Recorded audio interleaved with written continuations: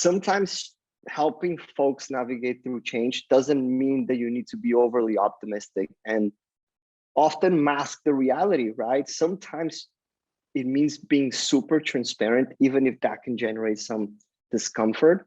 I used to navigate change by helping my people being overly optimistic.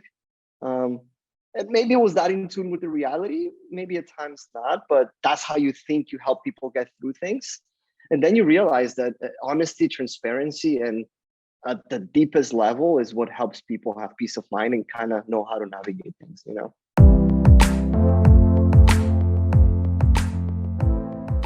Hi, everybody.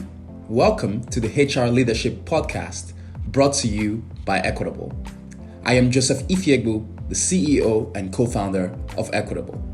This HR leadership series focuses on what companies are doing to understand employee satisfaction, productivity, diversity, and how leaders are approaching the moments of truth. Join us. Hey, Santi, thank you so much for joining us on the HR leadership conversation. We'd love to just start with your background. Tell us a little bit about your background. I mean, we work together back at WeWork, but I'd love for our listeners to just hear a little bit about your background and the current company. Yeah, I hope my story is interesting for everybody, but it's good to be here. Thank you for having me. First, it's really good to see you both again. I think something I've realized in my career ultimately is the people you meet and what you take from them is what matters the most. So love what you guys are doing. It's a pleasure to be here. 12 years ago, I fell into recruiting. Well, to be fair, most people fall into recruiting. I don't think anybody goes to school to be a recruiter, to be honest. But time flies. Half of those 12 years, actually a little bit less than that, I spent 5 years on the agency side. Did the big agency thing, did the boutique headhunting firm. Throughout that process, I had a lot of clients that were startups, a lot of companies that were smaller companies, and I became fascinated with the whole building process, and when a startup is building, there's something really special about your job and the role you play throughout that process. I think you learn so much from it because you're actually hands-on building and helping build a company. And I was always attracted to just the future of work, to be honest. I think those were two topics that I'm very passionate about, especially from a recruiting perspective. I realized how many people aren't happy with their jobs for many reasons, and of course a recruiter is only for the most part talking to folks that are looking, but I think it's across the board. A lot of people, and we're seeing it now with the Great Resignation, but I think a lot of people have been thinking a lot about what work means to them. But 5 years ago, a company called WeWork that was looking to challenge what work meant from an office space perspective came across.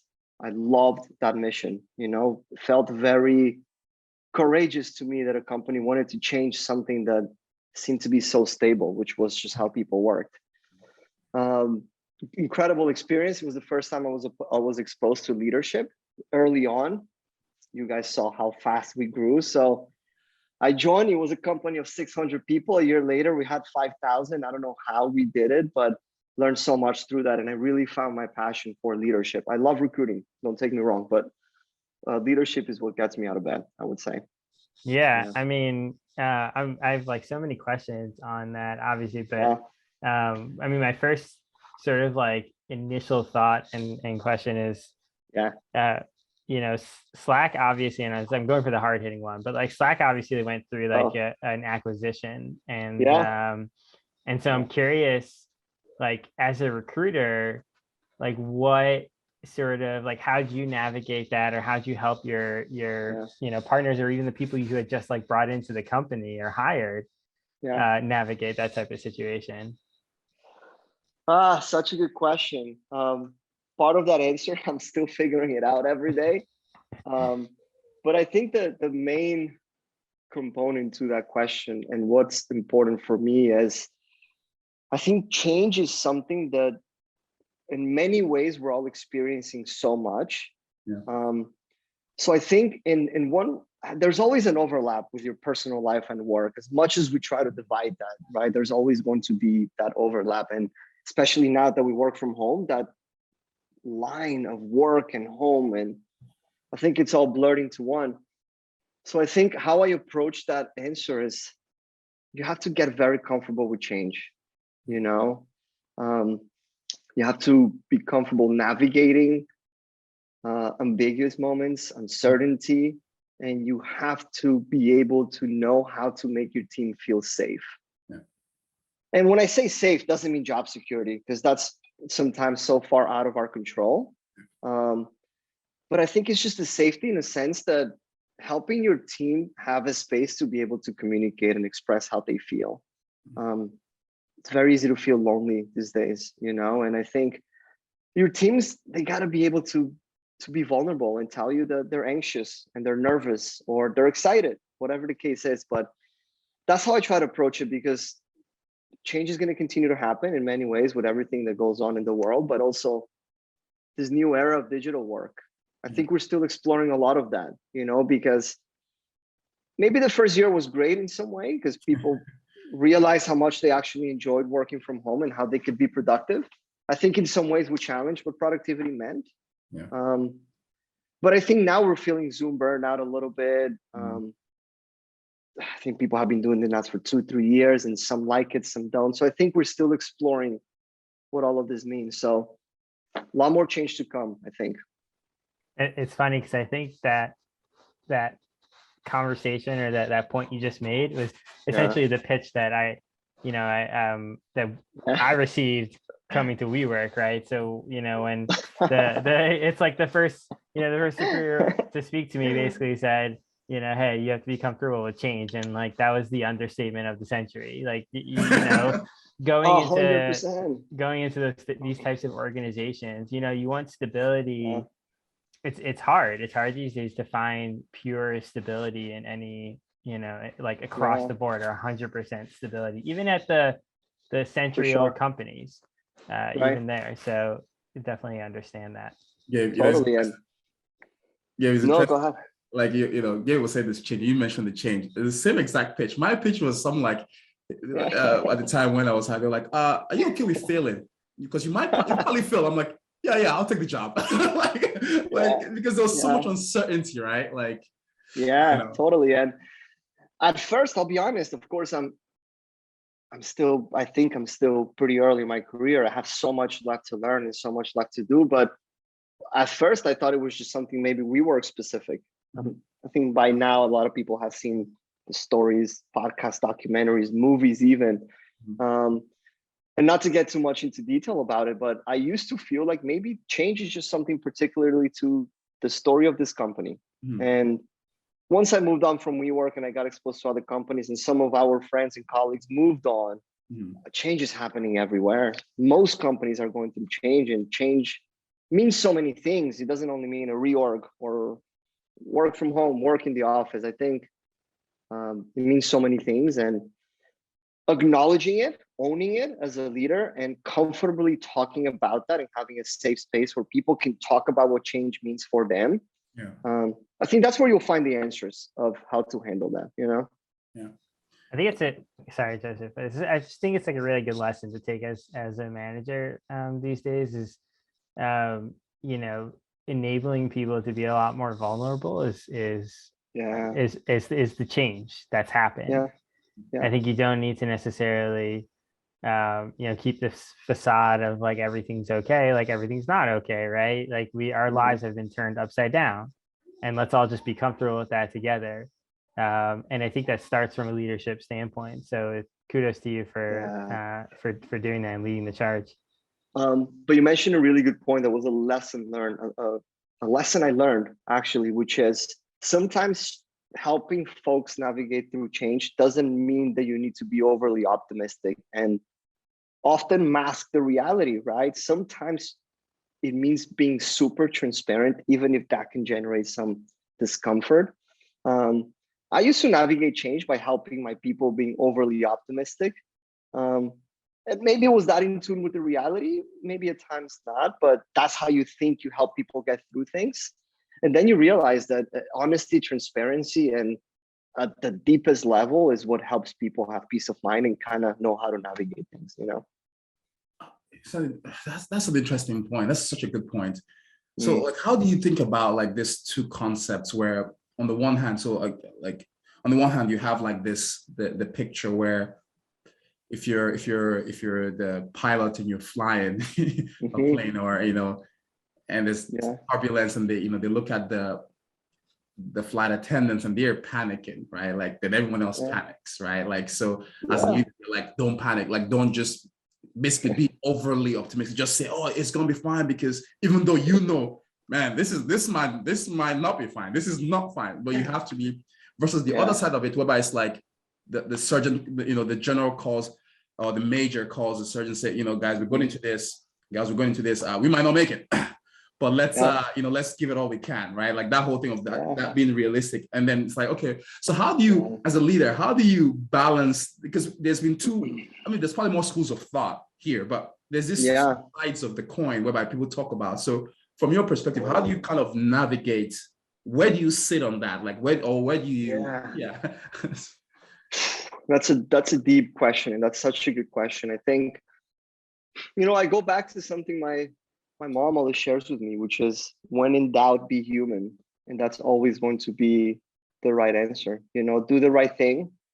And I think that's what it comes down to. And do the right thing is a little bit of a, what does it mean? Doing the right thing can mean completely two different things for two different people, right? It becomes a conversation about perspective.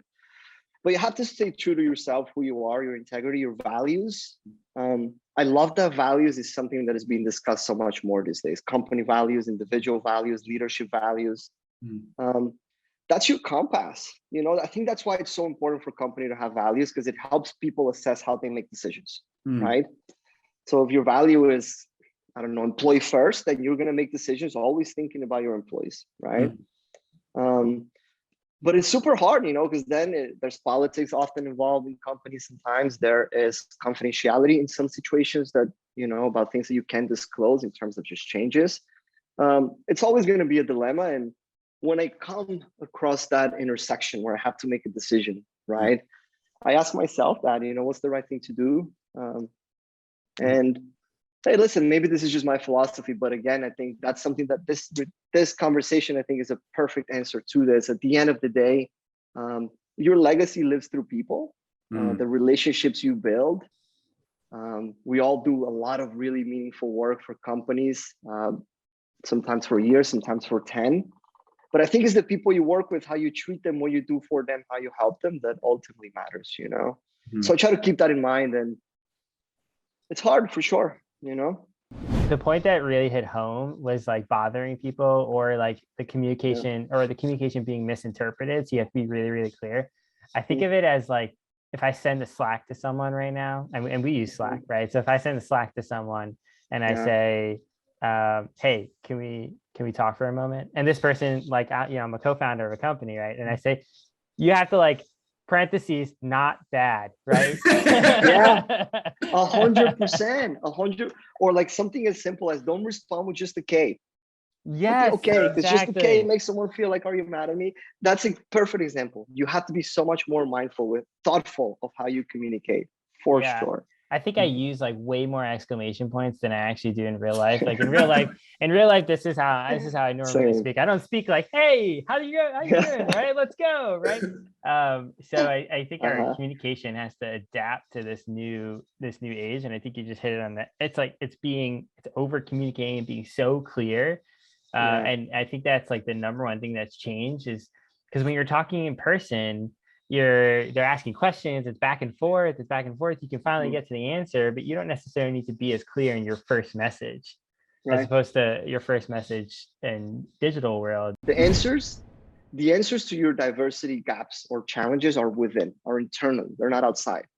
You're not going to fix for a diverse leadership team by looking outside and trying to find where people are at.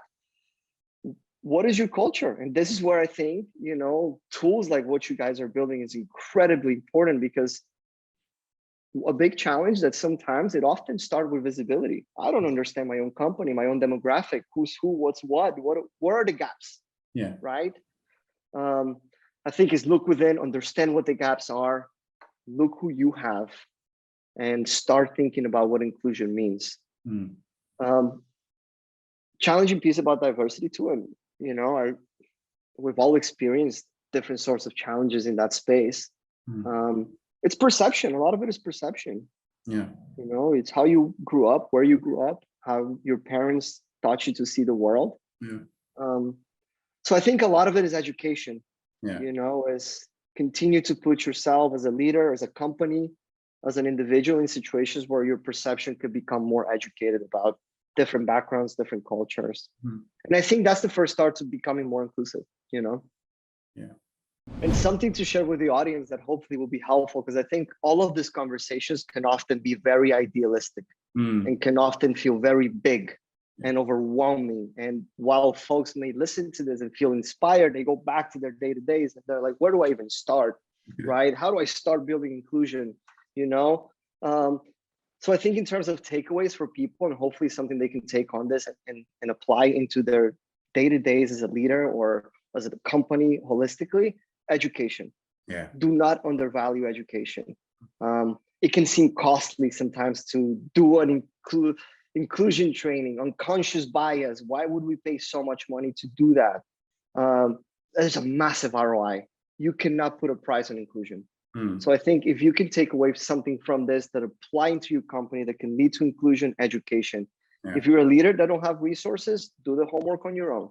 Yeah. Go on LinkedIn, go somewhere, find things, educate yourself, share that with your team. And little by little, build awareness around inclusion. Because as soon as people start thinking in an inclusive way, diversity is the outcome, Yeah, absolutely. I like that a lot. I love that. I love that. It's just like, it reminds me of a quote my uncle used to say. It's like, like knowledge is like, it says it's an Igbo. So, but in English, it's like knowledge is like a tap dripping water into a bucket, right? And so it's like little. It doesn't seem like and then you look, you look like a day later, a week later, a month later, it just feels right. And so people want to see the ROI tomorrow. It's like, nah, just over time. So I love that. But Santi, this was incredible. Thank you so much. Yeah, thank you so much for your time. This is great. This is what I had fun with this. Like this I love that. episode's gonna be, by the time it airs, gonna be incredible. So thank you so much for your time and definitely jumping on. Thank you for having me. I'm a big fan of what the company you guys are doing. I see the value. I'm super excited about it. Thanks for having me. I have so much love for both of you and for as you guys as humans, but everything you're building and the courage behind it. So thanks for having me. Appreciate it so much, and all the best. All the best. Awesome. Yeah.